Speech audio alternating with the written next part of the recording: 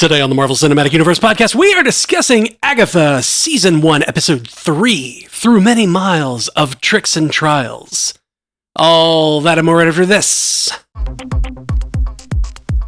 Welcome to the Marvel Cinematic Universe podcast. My name is Matthew Carroll. And I'm Jeff Randall. And I'm Ashley Coffin. Hey, friends. What's happening? It's the witching season. Let's go ahead and throw out episode 3 spoiler alert, because we are going to get into spoilers pretty quickly. Yeah. And the first one being... Not so hard and healthy. It finally happened. Oh, yes. Mephisto confirmed! I turned to my husband, I go, oh, there it was. Oh, they said it. They said it. Oh, there it was right there. They said that name! And he's like, and I was like, you don't get it. It's fine. Just pushed it back down. Not confirmed that he's involved in this moment, or that it has anything to do with any of this, or WandaVision, but that he exists, and that he's a candidate explanation, as they say. Yeah. Sure. Now we're going with M on the mouth, right? Yep. It's definitely an M.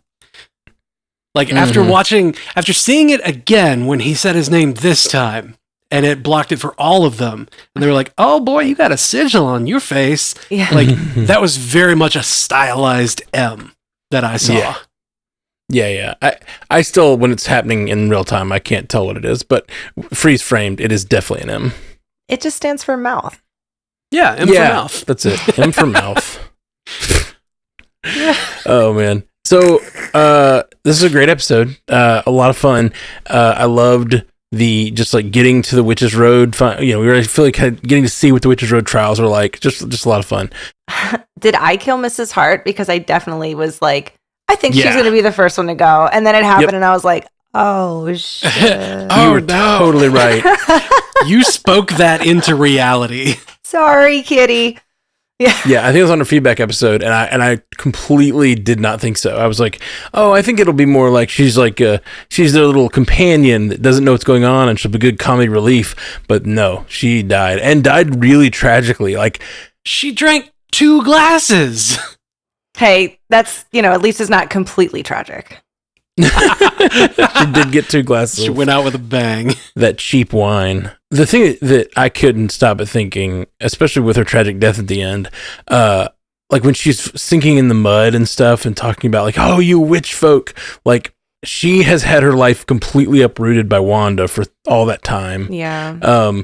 She had that flashback. Her greatest fear was when her husband was choking, and let him breathe, Wanda. It was terrible. Like from that whole like citizens of Westview perspective, her story is so freaking tragic. Then she encounters witches once again, and they kidnap her again. They put her in another like constructed environment, make her play their little game, and then she dies immediately. It's pretty terrible. Pretty terrible. Like, not only did they like put her into this constructed environment and force her to play the games, but like they made fun of her for not being a witch while in there. Like, oh yeah, like brought her in and taunted her for not being one of them. Like, that's really rude. Yeah, and then there's that moment where she says, I'm not saying I want to join your little club, but and it's sort of like, oh, like I thought that was sort of the beginnings of them opening the conversation where she's like, maybe I do. Like I'm seeing this power manifest. Maybe I want to get a little money agency back and get a little power myself. And then nope, none of that came to fruition at all. She is just dead. No, I mean, she said I would drink the blood of a virgin to take take some of these wrinkles out. Girl, with you. Oh, the extreme plastic surgery stuff was hysterical. Oh yeah. Yeah. Like, I thought that was a reaction to her wanting her skin to be smooth. So did I. That's why I thought it was like a wishing thing. Yeah. She's like, I'm swollen. I was like, sure. That's what we're going for. Haven't you ever drank the wishing wine? The other big thing we found out this episode is a little more of Agatha's backstory, which we found out about Nicholas Scratch, her son, in comics at least, and we know from the previous episode Nicholas Scratch was her son in the Vision, so I'm assuming that is his name in this universe. was given up to get the Darkhold. At least that's the story that everyone else knows, and it seems like based on her own fear. We have almost never seen from Agatha's perspective. That's like one of the only moments of pure Agatha we've had, because there's always this level of her, you never know if she's deceiving others. Almost everything she says could be a deception, but her freaking out and grabbing for that baby and like ripping up the cloth and seeing the Darkhold there, that is pure Agatha. That is an actual fear of hers, which I thought was really cool. Catherine Hahn played it so well. With the single tear, I was like, work. Yeah. Slay. That was awesome. She's definitely one to like prey on the fears of others, but never let anybody know anything about her. Like, oh, we don't need to cover me at all. Like, where are you from? Like, tell me about you. Like, if I give you information about me, that gives you power, and I won't do it. Yeah, no, she's keeps everything very close to the chest. And Teen's been watching her like a hawk now. It's funny in all the scenes when everybody's doing other stuff, he is just like, I'm watching you now. I don't trust you now. Yeah, when he found out she didn't drink the wine, and didn't seem to care if Mrs. Hart died or whatever. Oh, she was like, not a chance. They're like, can you help? No. Not a chance. Bye. I don't lift things. Yeah. Oh my God. Yeah. The never-ending wine glass. Yes, please. Yeah. Right. I could just stay in that house. I don't need to go anywhere. Bury me in that kitchen. Beachfront property is what she said. And they did. They not buried her, but she did die in that kitchen. God, witches into an oven just seems so rude.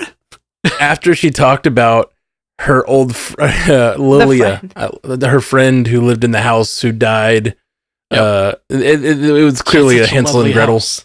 She had a very nice house. Oh, I know. I'm getting old. When they were climbing through that oven, I was like, look at that stainless steel oven. It's painted like a baby blue. I'm like, no, focus on what's happening. I was like, geez, it's so nice.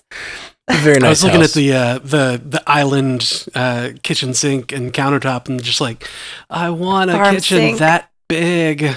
I want the farm tub sink. Like, I want a sink that I can brew a potion in. I was like, nobody tried a burner or looked for a pot. We're like, no. Sous vide. It's fine. It's fine. She's like, I need a really big cauldron. Don't look in any of the cabinets for any kind of pot or anything. Yeah. It's fine. I thought it was a lot of fun that they the puzzle of it all. I mean, this is very much an escape room episode where they need like all these things. Like, we need petroleum. What's in petroleum? What's got petroleum in it? All of her products, because they're fake. Like that looks how it's revelatory of the characters, but also revelatory of like, I don't know. Also, just a nice puzzle. It was great. It was a lot of fun. What did they keep calling honey? Oh, the gut of the vomit, or like it was. No, it was the gut of a eusocial insect. Yeah, that was it. That's pretty funny. Yep. I was pretty great. What? If I could remember to say that, I would say it all the time, but that's never going to happen. Is that just a really gross name for honey? Yeah. And she's like, great. Oh, I have newt, also known as mustard seed. I was like, this potion is going to taste awful. Yeah, learning a lot, though. Yeah, for sure. We're all going to be able to brew potions after this. That's the goal. That's what Agatha's trying to do. It's actually this has been a learning experience for everyone. This is all educational. Yeah, programming. What's going to be interesting though is I really love it because they're really diving into the sort of like minutia of witchcraft, with like this being the episode about potions, and another episode is going to be about earth magic or whatever. Another episode is going to be about divination, and they're going to have to go through all of these sort of all these different kinds of witches, which is just kind of fun. Like we spent the first episode doing a really fast and dirty Ocean's 11 introduction to all the characters, but now we get a chance to focus on each character and their skill set. And I'm sure there's 5 of them now, right? Yeah. Well, do we think Rio's going to pop up as the Green Witch? Because they have to have that trial, right? Yep. Yeah. Well, they said we don't know what happens if we lose her. And I don't know either. Yeah. Like, I don't know if they can still do the trial with less. I don't know if they can bring someone else in like Rio, or if the teen can somehow join the coven, or, like, I don't know. Or if somebody can initiate or can do 2 trials, like somebody's got to do double duty. Right. Well, or just they have to figure out how to do, if they all know just enough earth magic to get them through that one, that one's going to be hard. It's the craft of witchcraft. Yeah. Put the craft in witchcraft is what you meant to. Yeah. That's why they made that mac and cheese in the cauldron. Oh. Yeah. Yeah. Yeah. They did do the death becomes her color first. I was like, oh, sempre vide. The live forever, like purple stuff. And then they were like, no, it's supposed to be blue. I was like, damn it. That would have been a great Easter egg.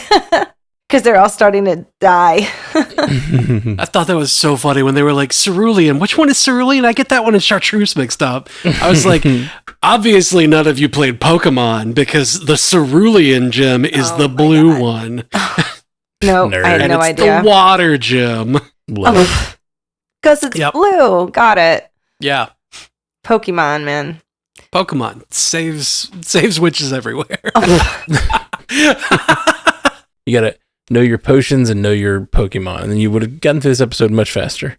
Yeah. Did you guys were able to solve the puzzle? I mean, yes. It's in my blood. No, it did take a minute, and then I feel like right there, I was like, wait a minute. And then she was like, it showed the wine, and I was like, okay. I didn't get there myself. I was like, right there. I love it. I admit I paused it for a second. I was like, wait. Like, I didn't do it in real time for sure, but I did figure it out. But it like took me pausing it and waiting a few seconds. Like, oh, it's wine, and then actually, I think I unpaused it and I was like, I don't know, and then I unpaused it and I was like, wine, and then they said wine. I was like, yes. And I was definitely not. I don't try. I try not to drink on Wednesdays because I have to stay up and it's just a mess anyway. So I was doing really well, and then they just started splashing that in my face. Yeah, I was like, oh no. Well, with the I feel like glass. I have to now. Like they told me to. Yeah, you got to pour one out for Mrs. Hart. Witchcraft. Yep. Everybody pour one out for Mrs. Hart. Yeah, It was a red, not so heart healthy after all. It's so cheap. It's so cheap. It's cheap. When they read the riddle, I was like, can't be wine. Wine doesn't make sense. Wine makes sense for part of it, but can't be. No. And then I was like down the road, like 15 freaking miles, like thinking of other things. And then they were like, wine. I'm like, but you said no fun alone. Yeah. And we can test that. That is not true. Yeah. I've had so many good nights by myself with a bottle of wine and really good music. You've done it. Yeah. Yeah. I thought one thing I thought was interesting in this episode is how when they make it to the road and they're sort of like, there could be a lot of consternation between them. And really it's just Sharon or Mrs. Hart that is like, I don't want to be here. I don't want to go. I feel like the rest of them, even though they were all, I don't know, they all know after what happened in the basement that Agatha's not being truthful with them and she's willing to kill them all to get power, or at least steal their power. And in this episode, even further, they're like, Agatha's untrustworthy. But still, they're like, no, we're on the road. We're doing this. They've lost trust for Agatha, but they still are motivated by whatever's at the end of the road. Do you guys think she even really walked the road? Because I'm starting to think she didn't. Me too. I was thinking the same thing when they started asking her questions about it. If we thought she walked the road to get the Darkhold, and it seems like she gave the baby away to get the Darkhold. So what did I think she's just bluffing. I think it's fairly likely that she is just letting the myth of herself, be aggrandized. And somebody at one point was like, she walked the witch's road probably. And she's like, yeah, totally. Yeah, that's how I got this power. Yeah. I didn't cheat with the book and dropping a kid. Yeah. Kill my mother and steal it from my entire coven. I certainly didn't kill my entire coven to do that. Yeah, we walked the road. Well, they seem the only one. People left. seem to know that because they call her witch murderer or whatever. Oh yeah, she's like a kingslayer. Yeah, totally. So the teen, we don't know. Still, they slapped us in the face with it, like, oh, you're probably the son, but we think that is a misdirect, right? Yeah, that's got to be a red herring.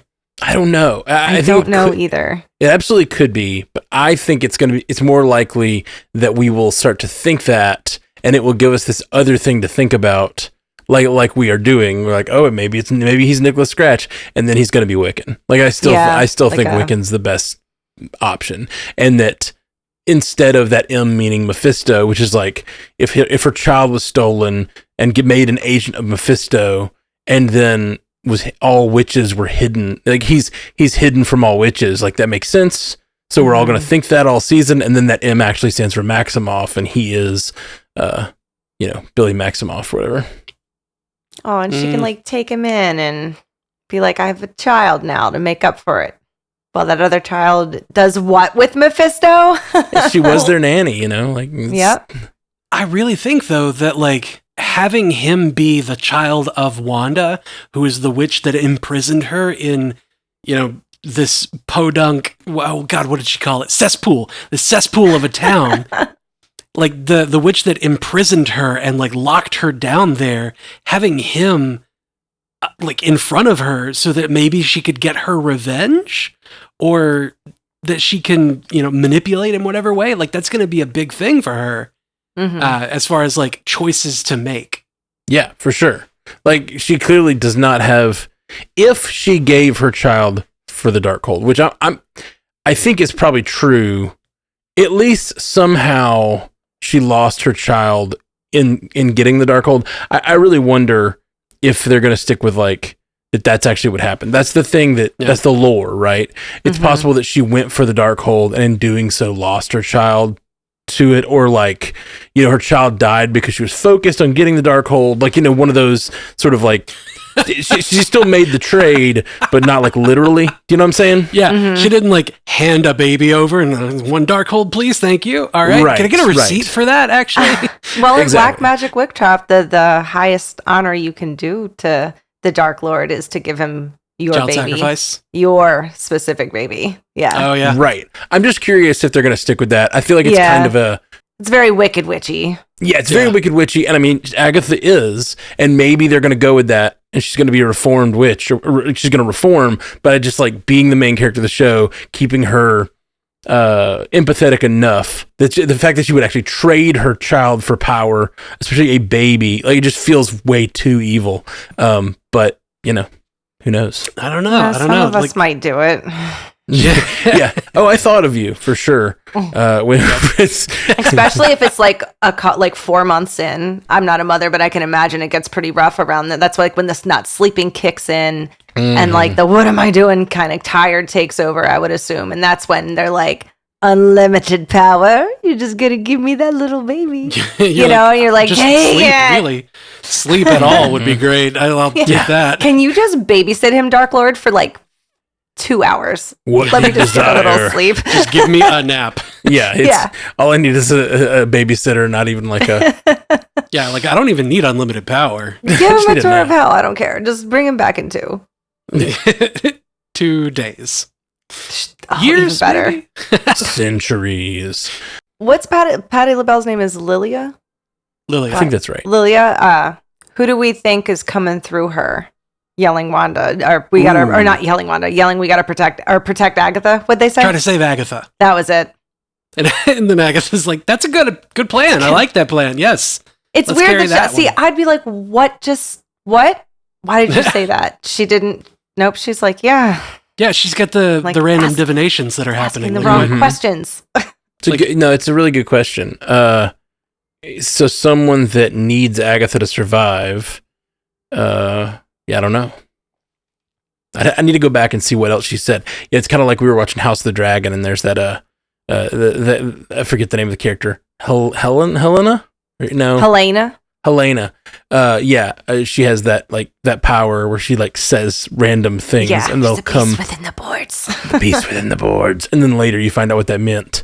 I'm wondering. I'm sure we will eventually know what all these divinations mean. So I'd love to see. Like, I'd love to take all those things and write them down. When I do a rewatch, I'll try to like write all those divinations down and see what all she said. It's just one big sentence. Try to save Agatha from Mephisto and you will lose. It's the whole thing. It's going to have Mephisto in it somewhere. Oh, yeah. Yeah. I hope it ends like Beetlejuice and he tries to marry her. Spoiler alert for Beetlejuice. No. can't believe you guys have not been more excited. Like, I feel like this is the Mephisto episode. The guy he's named. Jeff, you might like if he shows up physically, you might get your draft, your fantasy league. Yeah, you're gonna catch me. I'm definitely gonna get those Hail Hydra points. Yeah. I definitely, it made me have a physical reaction because I didn't think I heard it and I was like, wait, what? It was so casual. They said it was so like they said it. Yeah. It was so casual. And when I'm so used to being wrong about it, 4 years of being wrong about it, you know, it was kind of like a weird experience. Like we've been, begging for them to confirm it for so long. Now that they're finally just like, here's the name. We're just like, yeah, but what did they say? What was that? Wait a minute. Hold on. Wait. I don't know what to do with this. I've been chasing this car so long, and now I've caught it. What do I do? That's exactly right. Totally. It felt like, we've been talking about this for so long, and it's finally set on screen. I mean, Mephisto was in the post-credits of Thor, the first Thor movie. Do you guys remember this? Mm. Selvig is reading a book that's about the Tesseract and like the power he needs to extract from the Tesseract. If you pause it and freeze frame it and blow it up, Mephisto is like in the text of the book. That's funny. Huh. I kind of remember that now that you say it.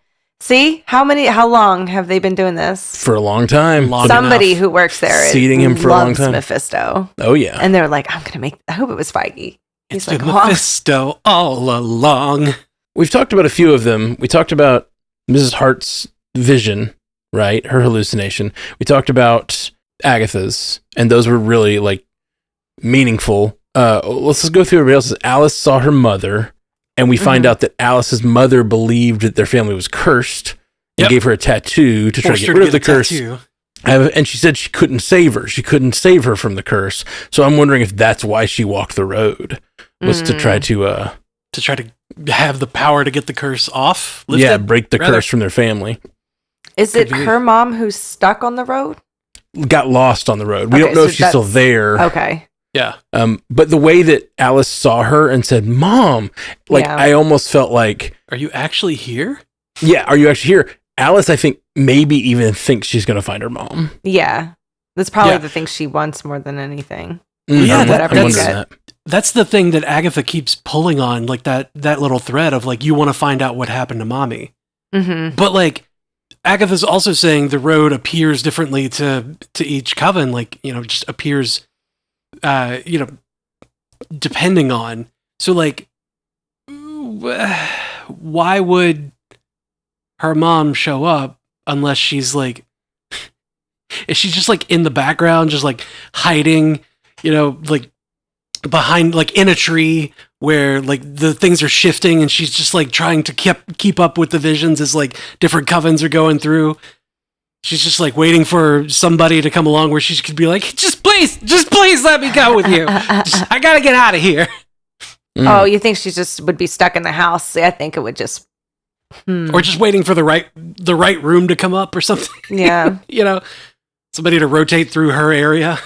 It's a mystical location, and sure, like it may be reskinned and be different for every coven, but it's still the same mystical location. So, like, maybe it's even though it may look completely different, be completely different, maybe she is somewhere in the realm of the Witch's Road. Yeah. Like here's an option.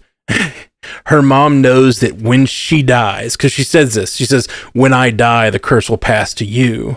So she knows if she dies. We talked I think on the feedback cast about how it's sort of like a genie's wish sometimes. Like you want the Darkhold, but the Darkhold ends up being destructive to you, or it's the monkey's paw idea, And so what if she wished for like eternal life, but that took the form of like so that she could never pass the curse on, but that took the form of she's been just like locked in like stasis in the Witch's Road or something for 20 years. Well, if she releases her, then she might die, and then she might get the curse anyway. So she needs to be careful. Yeah. So there's a lot going on there. I think it's really cool that they're building these characters so well. I feel like we had something revealed about every character. The potions witch. I didn't understand hers. What was hers? The doctor. The doctor was like drowning her. The like old school surgeon. And he had the blue eyes. Yeah. Well, she's like 200 years old, so I'm assuming that's something from her past. Yeah. That what did he call her? You are an inconvenient woman. That's it. Is what he said. Oh, okay. So that's because I turned to Leah and was like, "How often do you get that?" Well, Jeff, you say it with your eyes every day. It's not like a verbal thing. I'm very visually abusive.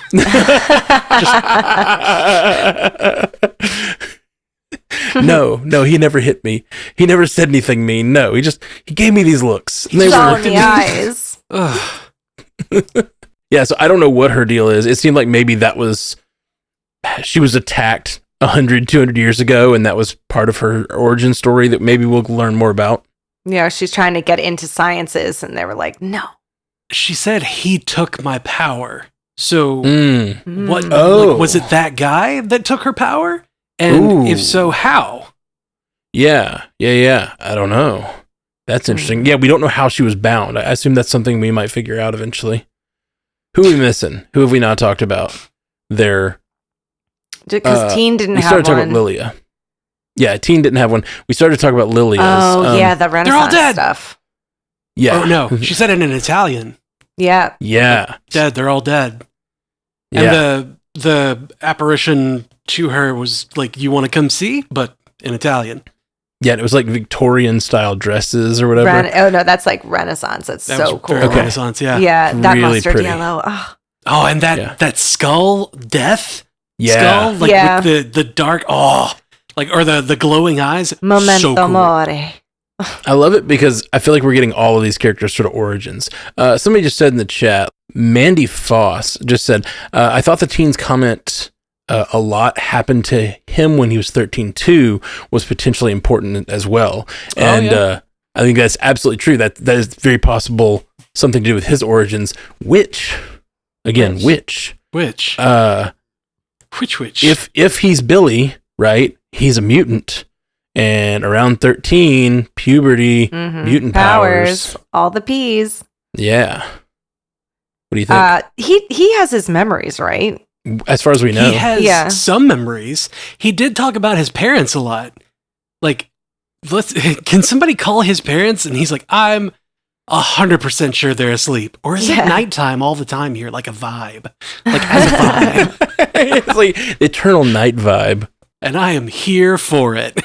Are we missing any? Too. That's 6. And he talked about his dad loving his sous vide. Yeah. And I found myself being like, God, I've always wanted to get a sous vide.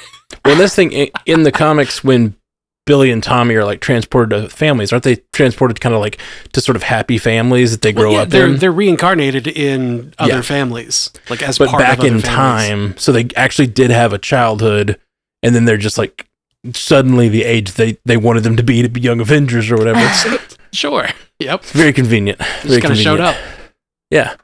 And I mean, with him having a significant other who in his phone is Boy F, or boy, looks like it's very likely boyfriend. Yeah.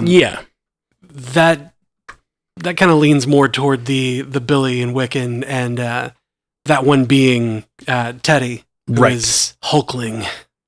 See, that would have been if it had been Hulkling, or like if it had been Teddy in the phone, that would have been a big it would have been too obvious. But it could be a different boyfriend, it could be a previous boyfriend. It's the one before Hulkling. Yeah. Right. Well, I'm assuming that if he ends up if it's Billy and ends up dating Hulkling, then like that will probably happen in the movies, or like in the Young Avengers once they meet each other in Young Avengers. Could be. Maybe. Okay. Real quick, we got a couple of people writing in on the chat. We got Mandy Foss again. Think Hart died because her hair wasn't in the potion. Oh. Yeah, they didn't do all the stuff with her. Yeah, she was like, what am I missing? What am I missing? I was like, her hair. Miss Hart's hair. Mm-hmm. Also, sorry, go ahead. Well, it could be that the people making the potion have to have the intention to create the potion, and they don't like that their hair is required, not everyone who drinks it, but like still They weren't holding hands. Like you have to be in the circle. Right. Yeah. They kind of like skipped around steps, but it seemed to work for them. They also just might have run out of time because it definitely was like the clock was counting down. She wasn't awake. Like maybe she just didn't drink it, didn't swallow it.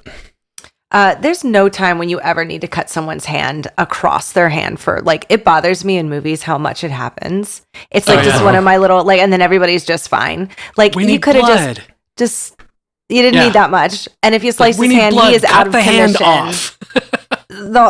Just start paying attention to how much that happens. It's a lot. Oh, it does. It definitely does. It's like, I mean, it's like the warrior cut that people do when it's time to do some. I'm sure it would bleed a lot, but you're not doing this for in an hour. Oh my God. You know how bad that would hurt? Oh yeah. Anytime you try, like for the next 2 months, anytime you try to grab something, it's anything. You're like, it's open again. You know? You just gotta stitches in your hand. Yeah, it's like you just have completely to. Open what did you do? Hand. You just have to high five everyone all the time, and then when they do high five, you're like, ah! No. Yeah, high fiving's really bad. No, that's the curse. Is you have to hold your hand open to try to let it heal, but everyone keeps high fiving you. Yep, it keeps reopening the wounds. You have to be available for a high five, but never give one. Yeah. Oh. You're running around dodging high fives everywhere. Yeah. Okay. Too slow.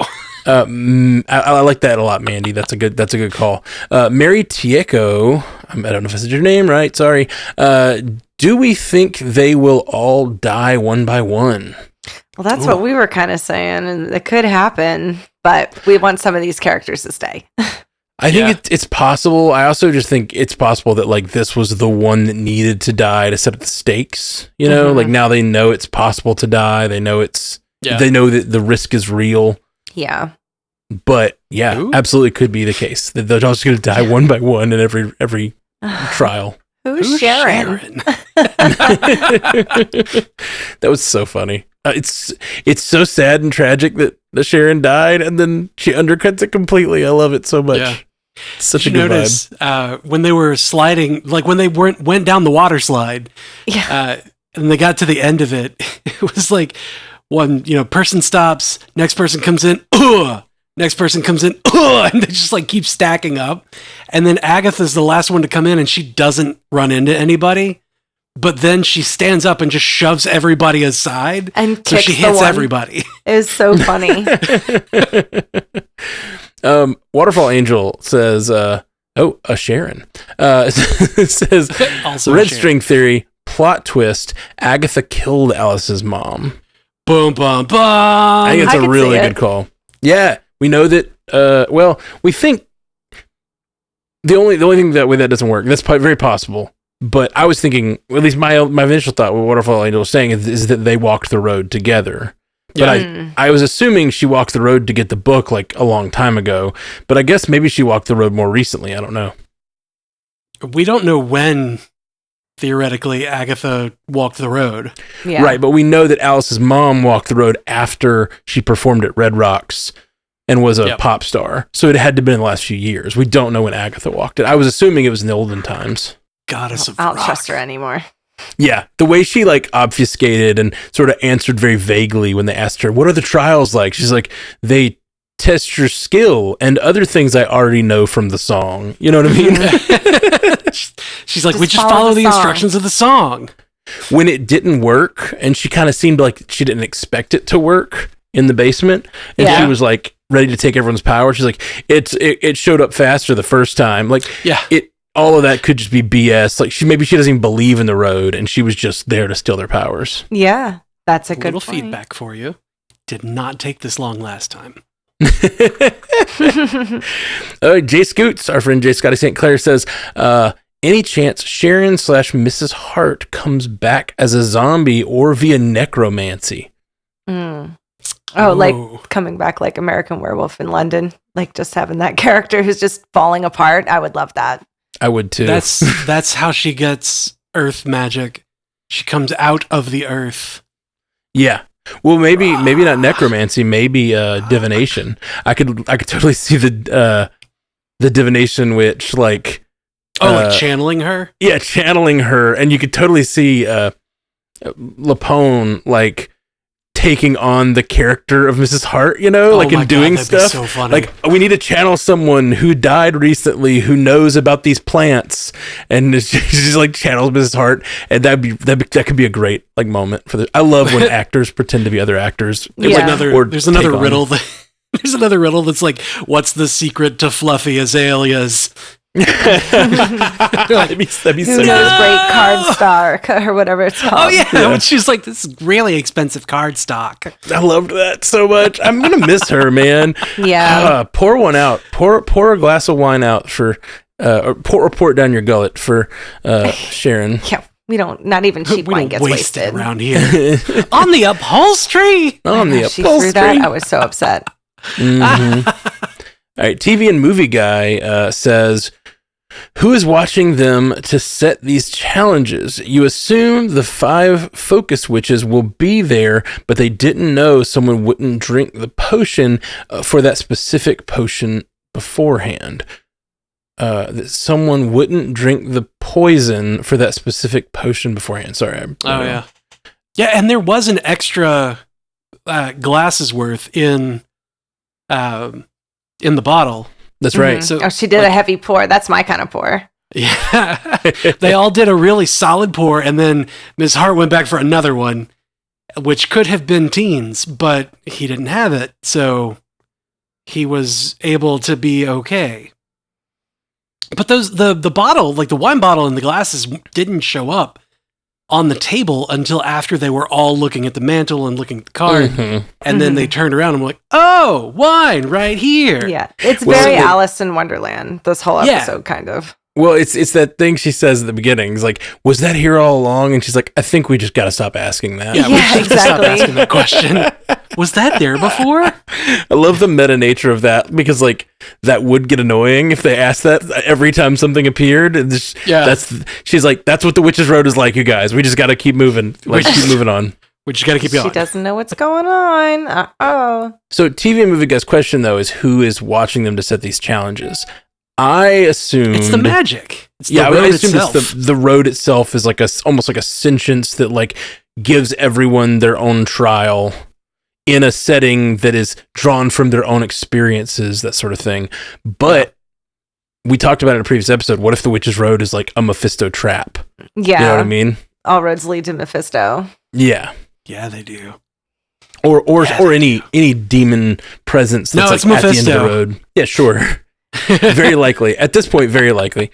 But they like someone's like, yes, it's anything you want, and so people go down the road, do all the trials, and then they get something, but it always has a twist. I mean, even Darkhold, if that's where she got the Darkhold, or wanted to get the Darkhold there, the Darkhold still corrupts you, you know.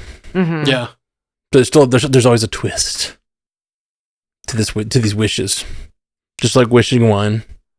The wishing wine. Haven't you ever had the wishing wine?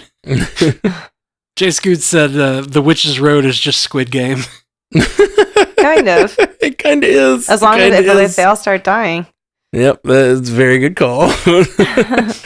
Okay, Maria Tieco says, now that Sharon is dead and they need a Green Witch, is that when Rio comes in, possibly the next episode? Ooh, well, in the trailers, we saw Aubrey Plaza's character in a green hood, and it looked like she was coming out of the ground.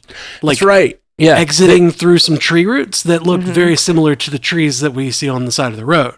I forgot about that set footage we had, or that shot of her that's in the green robe where she looks very witchy. Like we were talking about in the feedback episode, like we haven't really had it confirmed that she hasn't used witchcraft or even talked about being a witch yet. So I wasn't sure that she was a green witch.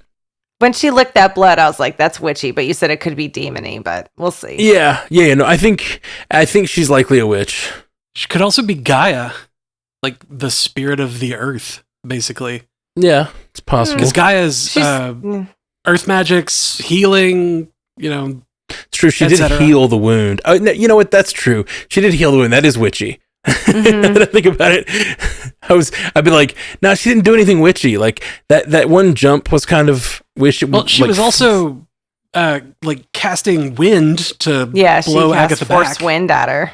Oh, I didn't remember that she actually casted wind. I know she jumped across the air and it looked kind of windy, but I couldn't tell if it was just like a super jump. She like blew her back. Yeah, she had her hands at her side and was just kind of like, eh. And did that like for effect oomph, and it threw her back. Gotcha. I didn't catch that somehow. Okay, cool. Yeah. Well, yeah. So that sounds, given all of those things, yeah. Never mind. I take it back fully. She's witchy. Still witchy. I was just trying to keep my options open. I would have bet it just on the eyeliner. It's just the fact that she's just trying to kill everyone with a knife, or I guess everyone. She's just trying to stab. That's a very witchy weapon. Yeah, I mean, especially the curvature that it had, like that was very, very witchy. She looked to me like some sort of like demon assassin witch hunter lady. But yeah, the licking the blood and healing the wound is definitely some sort of power there. My heart is black, and it beats for you. Ask him; he'll get it. If Mephisto does not show up at this point, I feel like they really are trolling you guys. I know, it's on purpose. It's definitely on purpose. Like having her be Blackheart, and Blackheart is apparently a child of Mephisto. Did you hear this, Jeff? Have we talked about this? I mean, I've read about it. Yeah. yeah. So that's like someone wrote that in. Charles Horton wrote that in. That like calling it now. It's Blackheart. She's Blackheart. It's too on the nose. It's too on the nose. It is a little too on the nose, but it's also they might be doing that. Yeah, that's the thing. It's all kind of too on the nose, so it makes me wonder if they're doing it or not. Courtney O'Brien in the chat said the death card in tarot carries a knife like that. Ooh, death. Pretty sure he has a sword. Ashley, what's the Three of Pentacles mean? It could mean so many different things. It's when you do it's very like it's more of a personal thing. I mean, you can look it up and it's like it could mean that you think that, fortune cookie shit. And it'll sound like it goes for any of it, but yeah. Sure. And then there's a reverse meaning in case the card is upside down. It's a lot. What about if it's sideways? Yeah. Oops, it's standing on end. How did that happen? Which meaning do we use now? Well, that's why when you shuffle and then you put it down, it all depends, like if it's face up or face up. But then it's like, is it face up to me or face up to you? It's a lot that goes into it. All about the interpretation. Mm-hmm. I bring up the Three of Pentacles because in episode 2, when she handed her the notice of eviction or whatever, it was 3-star rentals or that's funny, something like that, and the logo at the top was 3 of the witch star, like the pentacles that you see on the card. That. Yeah. And then when Lilia wrote down all the names, she was like, 3 of Pentacles. Here's your coven. And I was like, right, that is a card in a tarot deck. What is that? And tarot is often used for divination. What does it mean, Lilia? Wait, she said that while she's holding Three of Pentacles, and she wrote it on the eviction notice. No, the logo that was on the eviction notice was 3 pentacle stars, and she wrote the names off to the right, but she said out loud 3 of Pentacles. Looks like you got your coven. The 3 of Pentacles can represent mastery of a trade or work skill, artistic ability, or dignity throughout power or rank. That makes sense with the she gave them the 4 names that were experts in their different fields. And the reverse meaning is it can represent sloppiness, lack of skill, bad ideas, preoccupation, and off-task concerns. Oh. Okay. Cool. So, All right. Well, we'll be back with more on this episode for the feedback episode this week. Please continue writing in feedback, mcucast@gmail.com. Keep them short if you can. Keep them concentrated on the idea that you have, or like the novel idea, because we do get like a lot of feedback around these types of shows where there's a lot of speculation. Yeah. So we would love to get to as many as we can. Not novel length idea. Novel as in unique. Yes. Yeah. Novel as in unique. Novel, not novel. And if you want to get yours read out even quicker, go to patreon.com/mcucast and join our Patreon and write us a message through there once you join, and your feedback gets prioritized. Really appreciate all our patrons keeping the show going for real. Patrons. Thank you. And we'll be back soon. Hey, anybody got anything to tell folks about? Bill and Ashley's Terror Theater. Yeah, so much going on. We have we have pretty much the month of the Terrifier coming up. So we have we're going to cover the first one, and then the All Hallows Eve, and then Terrifier 1 and 2, and then Terrifier 3 is coming out, and we're just boom, boom, boom, right in a row. Sweet. Nice. So lots going on in Bill and Ashley's Terror Theater. Check out Multiverse News this week. You have our very own Jeff Randall guested, so that is up now. So check out that one got real silly. So I was a poor Haley substitute. Indeed, but you were a wonderful Jeff Randall. I tried though. I tried real hard. I was like, I have comics knowledge, and I was wrong. Oh no. Well, and the thing that we do, we're also doing right now, Always Watching. We're covering The Penguin, and that show has been really good. It's only one episode so far, but it was great. Plenty of time to catch up. It's not coming on until Sunday again. So is that a DC property? It is a DC property, Jeff. You should like it. Did you? I'm sure you didn't, but on the episode when I was talking about the Penguin, I for the little subtitle that we always have down there, I was like, even Jeff would like it. Spoiler alert. I did like it. Oh, you watched it? This is a pretty solid first episode. Right? Like when you compare it to something like Gotham, it was amazing, but Gotham was trash. For sure. Honestly, I think it's on the level of really good prestige television. Like, it's really good. I'm so excited to hear you say that as our resident DC hater. First of all, I really do appreciate you checking it out after we told you about it. I mean, there's like 3 people in the same week told me like, "Oh my God, you got to watch the show." I'm like, okay, fine. That's great. That's great. It's only one episode. Like, I'll give it a shot. When it's something that's like there's 3 seasons out, I'm like, oh God, that's you're asking a lot. Well, we're going to be podcasting about it on Always Watching. Me, Jay Sisson and Jay Scotty, St. Clair, and Zuhair Ali. And who knows? Maybe if we have a week that you're open, you might want to come join us. He's like, that's a step too far. That's a DC step too far. It's already 4 people. Jesus. Yeah. Well, we're kind of nobody's free every week, so we're kind of rotating cast. I think Jay Scotty's going to be like the anchor every week. Nice. Well, we'll be on there. So Always Watching. Please go subscribe to that podcast too. Lots of great things happen. StrandedPanda.com. And we'll be back with more Agatha talk next week. Peace. Until next time, true believers. Hey, you just listened to the Marvel Cinematic Universe podcast from Stranded Panda. I really hope you liked it. Let me just say a big thank you to all of our supporters on patreon.com/MCUcast. You are the lifeblood of our little operation here, and a huge thank you to our insanely generous Illuminati tier patrons, Walter Kreisky III, Lieutenant Bongo, and Jazz Viz. You guys are amazing. If you'd like to see our beautiful faces, you can catch a video version of many of our episodes at youtube.com/strandedpanda. Love you 3000, my friends.